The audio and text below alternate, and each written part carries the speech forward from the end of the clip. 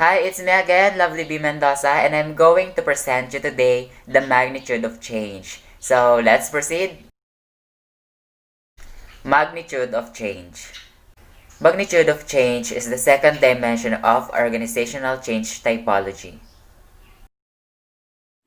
The scale of change can range along a continuum from small-scale discrete change to more radical large-scale transformation. According to Burke, 2002, nearly 95% of organizational changes are incremental.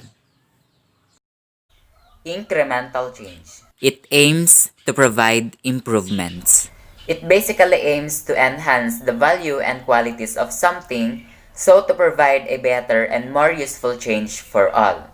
As for Wick and Quinn, 1999, they stated that it is a change that is constant, evolving, and cumulative. Meaning, it is a change that is continuously occurring. This change is often to be expected. It develops and it combines elements of continuity with elements of change. Many parts of the systems are preserved for extended periods, while new parts are added and other parts are either transformed or replaced.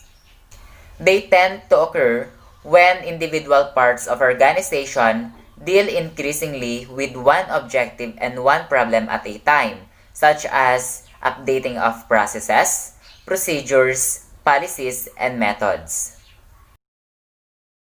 That is why it is called to be the outcome of the everyday process of management. Examples of incremental change include changing a product formula in such a way that customers would notice no difference. For example, I changed the recipes of one of my best-seller soups by adding more herbs or less condiments. Another example, I changed the format but not the content of written documents such as job description, policies, or even procedures. According to Nedler and Tushman, 1995, incremental changes are not necessarily small changes.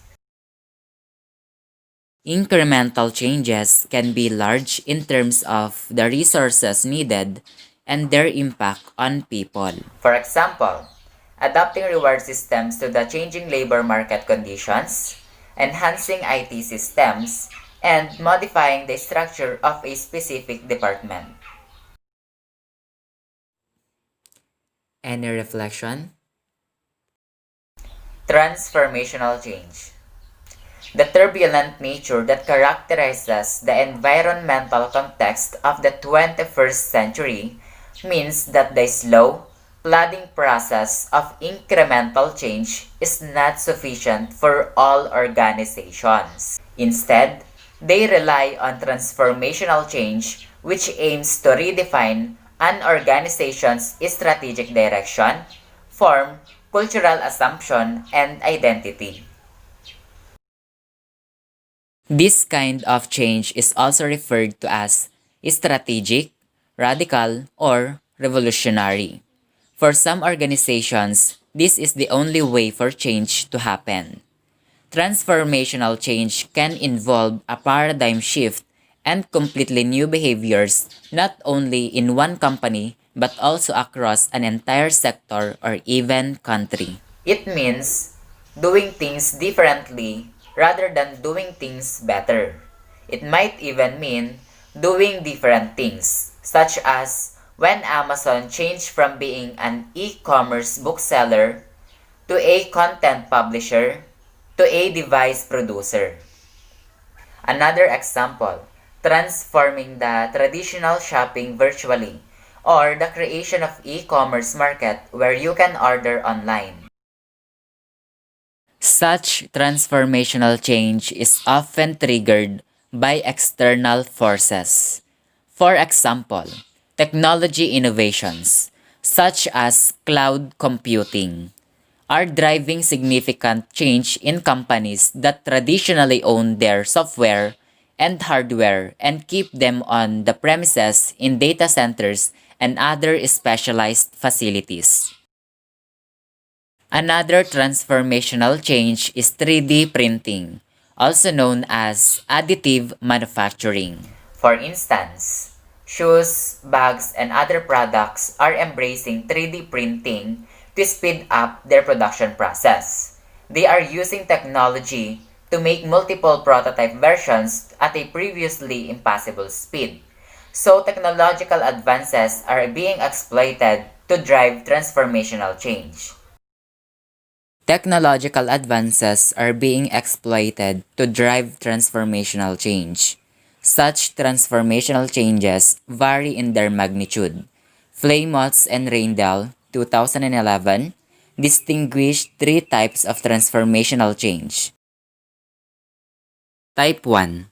Transformation occurs when an organization moves from an entrepreneurial to a professional management structure. For example, the transformation of Apple Computers from an entrepreneurial company under its founder Steve Jobs to a larger professional company under John Sculley. Type 2.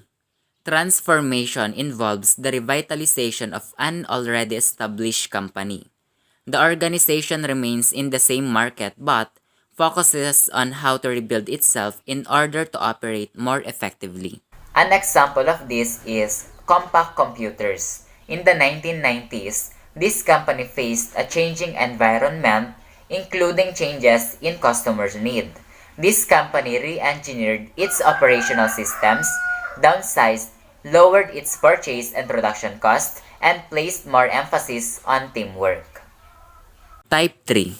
Transformation involves change in which the organization fundamentally changes the business in which it is involved. For example, the move from print books to digital books, which is significantly transforming the publishing industry. Any reflection? Change as punctuated equilibrium. Rather than focusing on either incremental or transformational change, an alternative position that has gained widespread currency is that more attention needs to be paid to the interplay between incremental and transformational change, which is known as punctuated equilibrium.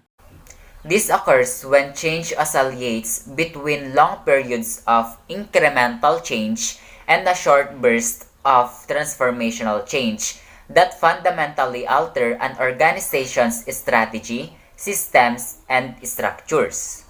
An example of this can be seen in the UK banking systems. Traditionally, the banking sector has been seen as cautious and by nature more likely to implement incremental change.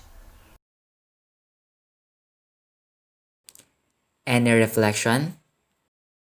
And that ends my report. I hope that you learned a lot. Again, I'm Lovely B. Mendoza ang nagsasabing to the highest level. Like, go, go, go! Bye!